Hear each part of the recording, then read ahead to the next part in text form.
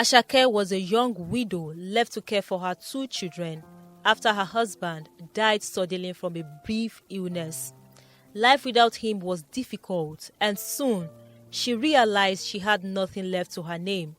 Her home felt empty, her heart heavy, and her purse lighter than it had ever been. Asake was determined, however, to make ends meet. She dreamed of giving her children a good life and keeping her place in society. But no matter how hard she tried, everything she did seemed to fail. One day, while sitting in her small, quiet kitchen, she remembered something her late husband's friends used to say. Whenever they visited and she cooked, they would marvel at her meals. "Ha, Asake, you're a very good cook. Are you sure you won't start a restaurant business?" Those words came back to her like a flash of lightning. Could cooking be the answer to her problems? She thought about it deeply that night and decided she would try. With the little money she had left, Asake bought a cooler, some basic ingredients, and set up a small stand by the roadside. Her children watched eagerly, full of hope that this would be the beginning of better days. But things didn't go as she expected. Most people passed by her stand without even looking at her food. They went to other vendors, chatting happily as they bought from them instead. Every day, Asake sat at her stand, trying to smile, but her heart ached. The few customers she got didn't bring in enough money to cover her cost, and her children were always hungry. Soon, Asake found herself eating most of the food she had cooked, alongside her children. They were feeding not only on the food meant for customers, but also on the small profits and even the capital she had started with. Days turned into weeks, and Asake ran out of money entirely. Desperate, she began buying ingredients on credit, but suppliers quickly grew tired of her debts and refused to sell to her anymore.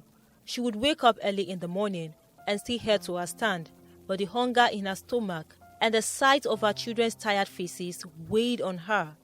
Each day felt worse than the last, until one day she couldn't take it anymore. Frustrated and desperate, Asake decided to do something bold. She left her children with a neighbor and traveled to a distant, remote village where she heard of a powerful traditionalist who could help people in need.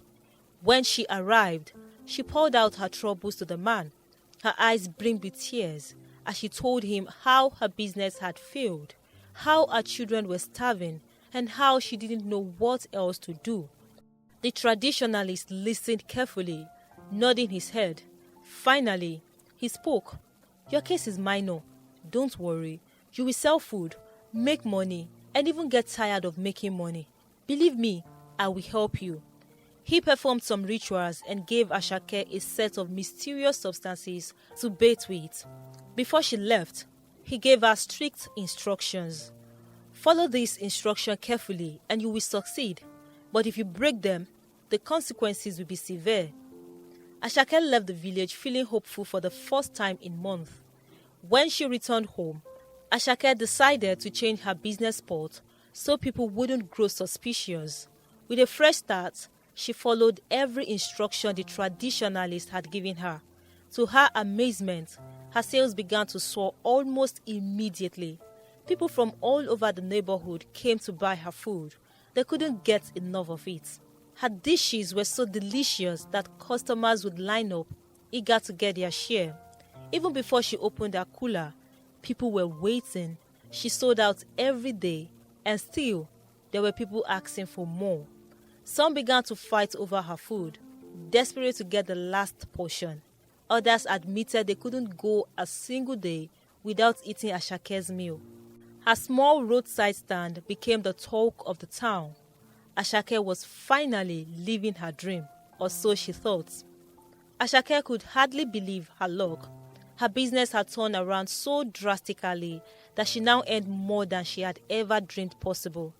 Every day, she counted her profits with trembling hands, her heart swelling with joy.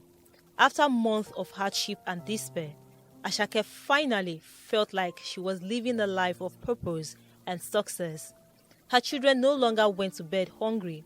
and the small home she lived in began to feel like a palace. Her customers' compliments filled her heart with pride. "Asake, your food is like magic. How do you do it?" they would say, and she would laugh softly, brushing off the praise as if it didn't thrill her. But inside, she felt like a queen. The steady stream of customers was almost too much to handle. The small roadside spot where she sold her food was crowded every day, with people jostling to get a taste of her cooking. Asake knew it was time to upgrade. She wanted to create a proper restaurant where her customers could sit comfortably and enjoy their meals. Thinking about her next step, she returned to the traditionalist who had become her trusted guide in her business journey. "Now that you'll be getting a big place as your restaurant," he told her with a knowing smile, "be ready for even more growth and success. But since people will be eating inside, they will definitely wash their hands before eating. All you need now is the washing water." The traditionalist handed her more instructions. He explained exactly what to do with the water from the hand washing station. It would secure her continuous growth and prosperity. Asake nodded, her gratitude overflowing. "Thank you, Baba," she said. "I won't forget your words." With her savings, Asake rented a big, charming space on a busy street. She poured her heart into making the restaurant beautiful, decorating it with bright, welcoming colors and ensuring it was clean and inviting. She bought tables and chairs and hung cheerful curtains that made the space feel cozy. She named it Asake Foods. One of the 4 things she set up was a hand washing station right by the entrance. Anyone going in to eat had to wash their hands before sitting down. Her customers praised her for her neatness and concern for their health, not knowing there were more to it than met the eye. The restaurant was an instant hit. People flocked to Ashake's place from every corner of the town. Her food was so delicious that some customers returned thrice in one day, unable to resist the taste. Asake and her staff cooked from morning until night, barely keeping up with the demand. Her name spread like wildfire. People couldn't stop talking about Asake Foods. They marveled at how quickly a small roadside stand had transformed into the most famous restaurant in town. Customers praised her for her efforts and dedication. "Asake, you're truly a blessing to this town. Your food is something else." Others said, "If you haven't eaten at Asake Foods, you haven't eaten at all." Other chefs in the area grew envious of Ashake's success. They came to her, asking for her secrets. "Asake, what's the secret to your cooking? How did you turn your business around so quickly?" She would smile humbly and reply, "Oh, it's God though. I had to do market research. Then I realized I needed to change my spot. That's all. It's just God and His grace." When they pressed further about her recipes, she laughed softly. "Of course, I can't tell you that. My recipe is my personal trademark. If I tell you, that means I'm no longer Ashake's food." Her answers frustrated them, but they couldn't deny her talent. Ashake's success story became the talk of the town, even in homes where she had never set her foot. Husbands began comparing their wives to her. "See you, all you do in this house is eat and sleep. Is Asake not a woman like you? Look at the wonders she's doing with her smartness. A woman like you." Oh." Wives rolled their eyes at such comments, but secretly, many admired Ashake's determination and resourcefulness. She had become a symbol of what a woman could achieve with hard work and a little help. Asake basked in her success, proud of how far she had come. She felt untouchable, a star in her own right. But little did she know, the higher she climbed, the closer she was to the edge of something she couldn't control. She faithfully followed the traditionalist instruction to the letter, ensuring she never skipped a single night. The most critical part of her routine was the ritual involving the water customers used to wash their hands in her restaurant. The traditionalist had given her clear instructions. Every drop of water used for hand washing must be gathered, and at midnight, pour the water into a black pot and recite the incantations I taught you. This is the source of your fame, your customers' loyalty, and your wealth. To make sure no one grew suspicious, Asake had cleverly modified her restaurant's plumbing. She hired a plumber to connect the hand-washing station's drain pipe to a secret room in the back of the restaurant.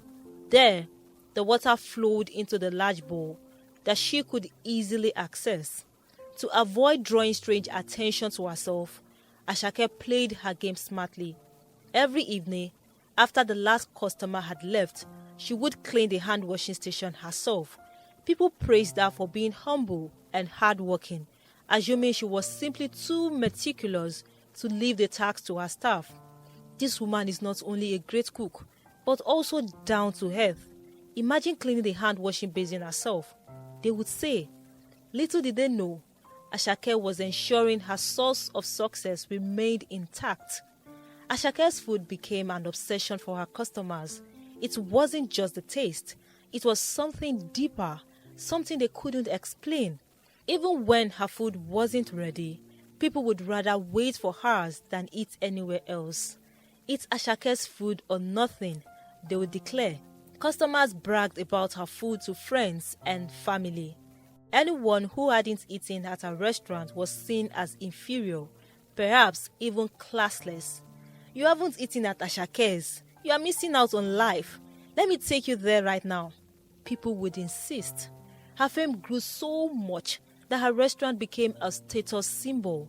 Eating at Ashake's was no longer just about food. It was about being part of something extraordinary. Among her many customers was Mr. Toba, a respected medical practitioner in town.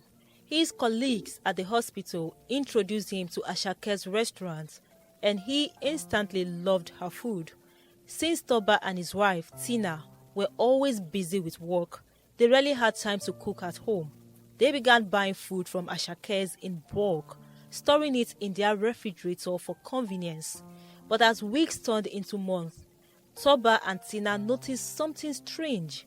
Despite any good money in their respective jobs, they always seemed short on cash. It was as if their money was vanishing into thin air. Where does all our money go? Tina, Toba asked one evening, frowning as he reviewed their bank statements. Tina shrugged. I don't know. We are not buying anything extravagant, and our bills are the same as always. Something isn't adding up. Concerned, Tina suggested they start praying to uncover the roots of the problem. Let's pray and fast for 3 days, she said. Whatever is wrong, God will reveal it to us. On the third day of their prayers, Toba had a dream he couldn't make sense of. The only detail he could remember was seeing himself and his wife eating Ashake's food. When he woke up, he couldn't stop wondering what the dream meant. Of course, we eat Ashake's food, he thought. But why would that be revealed in a dream? Determined to find answers, Toba and his wife continued praying for clarity. However, their dreams persisted. Each time, they saw themselves eating at Ashake's restaurant, a place they had never dined at before, since they always ordered and stored the food at home. Unable to interpret their dreams, Toba and his wife decided to take precautions. Let's stop buying or eating her food for now, just to see if anything changes in our lives. They agreed. And so, they stopped ordering from Asake entirely.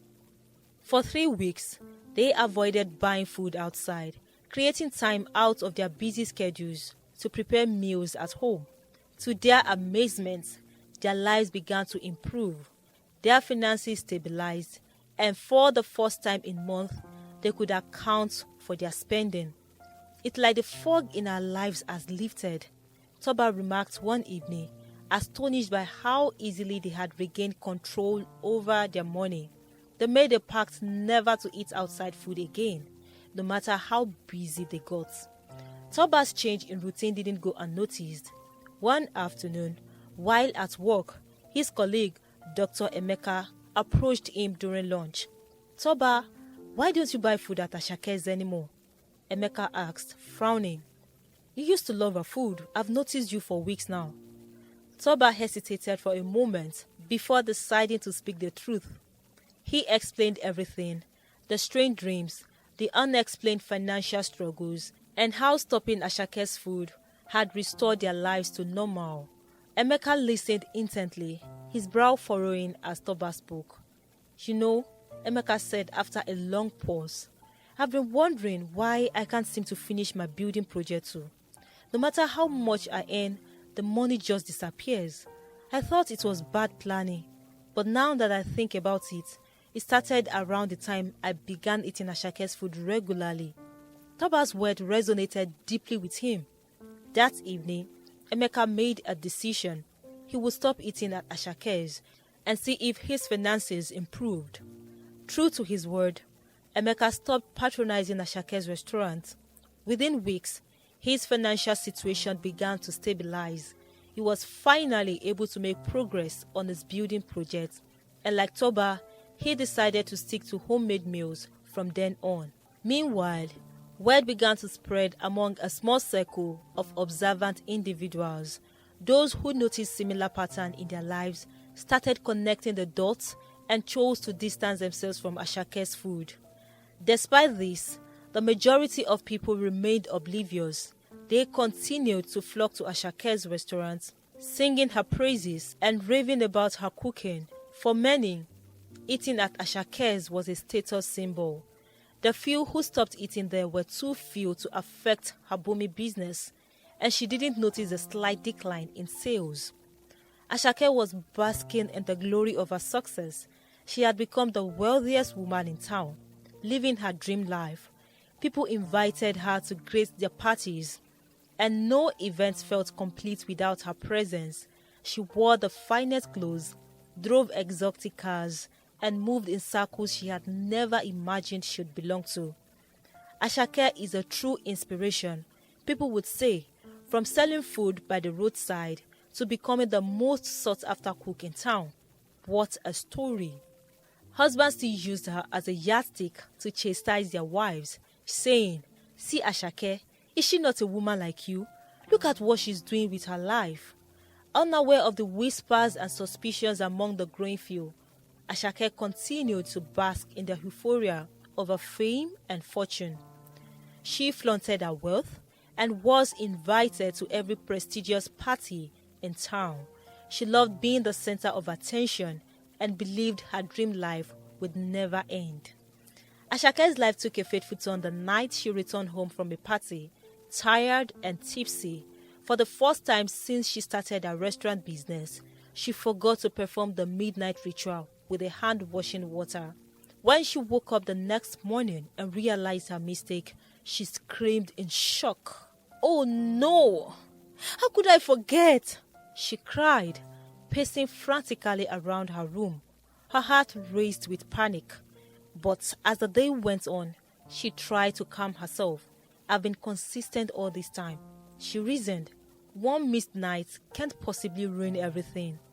Convinced that her diligence over the years would shield her from any consequences, Asake brushed off the mistake and carried on with her business. Business at the restaurant remained as busy as ever, and for a while she felt reassured. But trouble was just around the corner. A few nights later, Asake had a peculiar dream. She saw a large crowd of people, their faces twisted in anger, surrounding her. They were shouting, accusing her of stealing what belonged to them. "Give us back what you've taken," they yelled, their voices echoing in her ears. "Return our destiny." Asake woke up in a cold sweat, her heart pounding. What kind of dream is this? She muttered to herself. She dismissed it as a bad dream caused by overwork and stress. But the same dream came again the following night and the night after that. The angry faces haunted her, and the words they spoke in the dream rang louder each time. Yet, she refused to consult the traditionalist for guidance. "It's nothing," she told herself stubbornly. Asake's refusal to address the warnings in her dreams marked the beginning of her downfall. Around the same time, rumors began to spread. People whispered that Asake's meteoric rise was not natural, that her wealth and fame were built on something dark. "Don't you think it's suspicious how quickly her business grew?" one woman said to her friend. Haba, no one becomes that successful overnight. Her hands aren't clean, the friend replied. The rumors spread like wildfire. People began recalling strange experiences tied to Asake's food. I stopped eating there, and suddenly, I could account for my money again, someone shared. Every time I ate her food, I felt weak and feverish. I didn't even realize it was connected until now, another confessed. Even Toba and his wife, who had long stopped eating at Asake's, began openly sharing their experiences. As soon as we stopped eating her food, our finances stabilized, Toba told his colleagues. The whispers turned into warnings. Families began advising each other to avoid Asake's restaurants. Do you want to lose your destiny? They warned. Stay away from her food. Some business owners who had experienced unexplained slumps in sales while eating at Asake's finally connected the dots. They realized their losses had begun when they became her customers. It's true, one merchant said to a friend. I haven't had a single good month since I started eating her food. As fear gripped the town, more and more people stopped patronizing her. Only those who were oblivious or refused to believe the rumors continued to buy her food. Asake was still unaware of the growing distrust, but beneath the surface, her world was beginning to crumble. Customers trickled away, and the once packed restaurant started looking empty during peak hours. At first, the decline in customers seemed subtle. A few empty tables here and there, a quieter lunch hour than usual. Asake told herself it was just a phase. Maybe people were trying out new places or staying home for a while. But as the days turned into weeks, the reality became clear when she overheard a group of women outside a restaurant whispering about her. Can you imagine eating her food after everything we've heard? One woman said. God forbid! I'd rather go hungry, the other replied. Asake's heart sank. Panic set in as she began to sense the growing hostility around her. The same people she once saw in her dreams seemed to be turning against her in real life. The whispers about her deeds had grown louder, spreading beyond the town.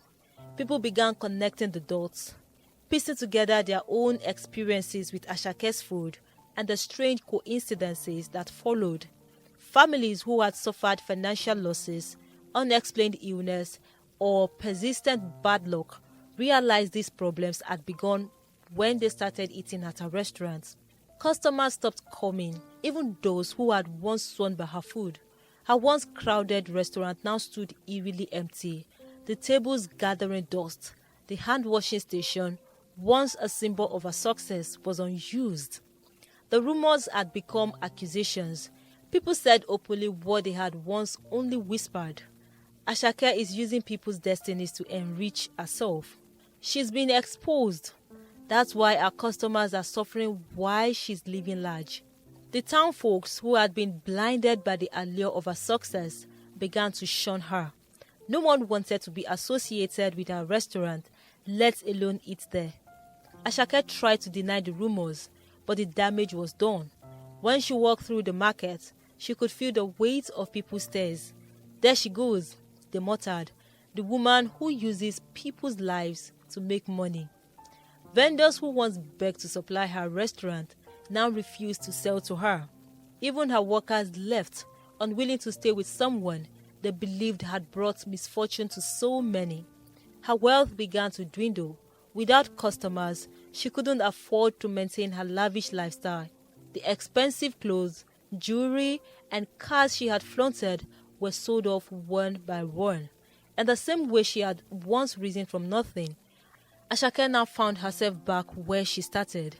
The grand restaurant she had built stood abandoned, a ghost of its former glory. She had moved from lack to plenty and then back to lack. But this time, the shame was unbearable. Everywhere she went, she was reminded of her downfall. Children pointed at her and whispered. Adults crossed the street to avoid her. Asake stayed home most days, too ashamed to face the world. She thought about the choices she had made and the warnings she had ignored.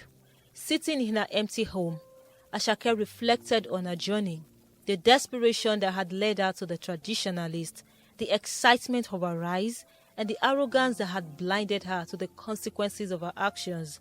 Her success had come at a price she hadn't fully understood until it was too late. Now, she was left with nothing but regrets.